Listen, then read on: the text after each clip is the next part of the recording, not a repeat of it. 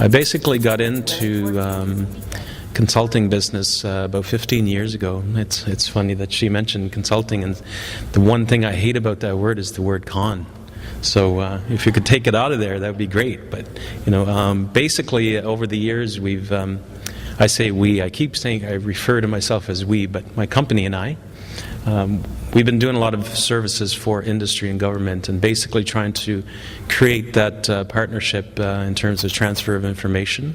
What I wanted to talk about was the journey itself, and starting out as an Aboriginal entrepreneur. A number of presenters here already mentioned that there's many challenges and barriers you're going to face right from the first onset of the idea, and the support that you're going to get. Everybody from friends to family to community to economic development officers to business service organizations out there that are set up to support you. It doesn't always happen. One of the biggest things I made at the start was just assuming that that's all going to be there for you. And what it works out to be is that you make your business basically with the effort that you put into it, and not being shy or just second guessing yourself, and getting out there and really trying to find out what works for you in terms of support services, partnerships that are available. So a number of things that will work for you. So we have about at least 15 years of experience working with industry and government, and numerous contracts. And part of the reason why I called my company Diversity was because I didn't want to really get stuck in one service area. Had a lot of experience growing up on sport teams and being part of the whole journey of being together and moving forward together in one direction, and always liked that concept of working together with people. So it was natural to be involved in business and working with communities. You work with individuals, you work with leaders, you work with businesses, programs, and what we do, or what I do, is specialize in business support services.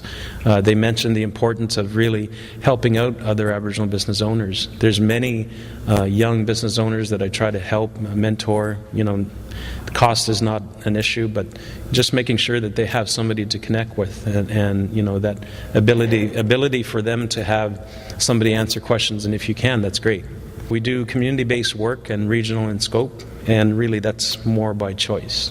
Just in terms of what we've been doing, especially in the last 5 years, we've been recruiting a lot of partners who are interested in working with First Nation communities. And you approach industry companies, and sometimes they really don't know how to step into a territory, what to say, what to do.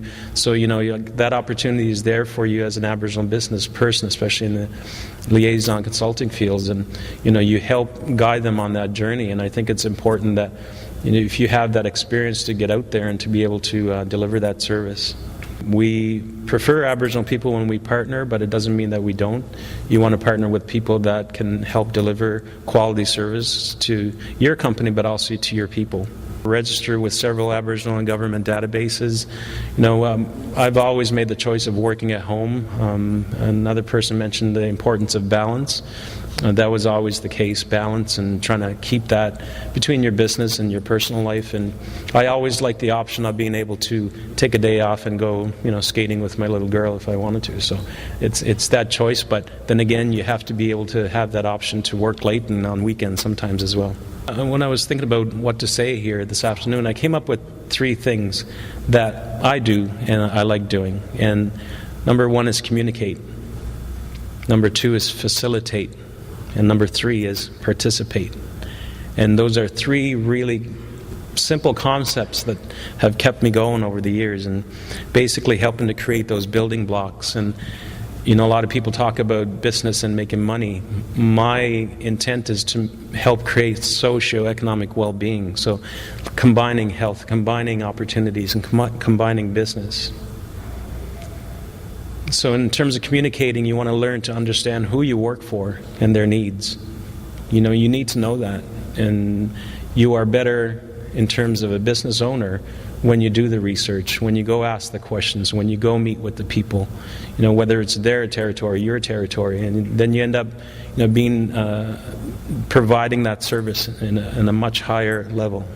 Facilitating, basically, we enjoy the process of bringing people together, and for mutual benefit. You don't get in, personally, I didn't get into business just to make money. I wanted to make a difference, and I still do. And number 3, participate.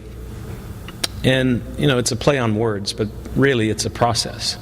And basically trying to understand that you can be part of the process so long, but for me, I want to be part of the whole thing. And, it's a journey. It's a journey, and you want to be, there to learn, to share, and to grow. But those support networks aren't always there, so I think we need to work on that.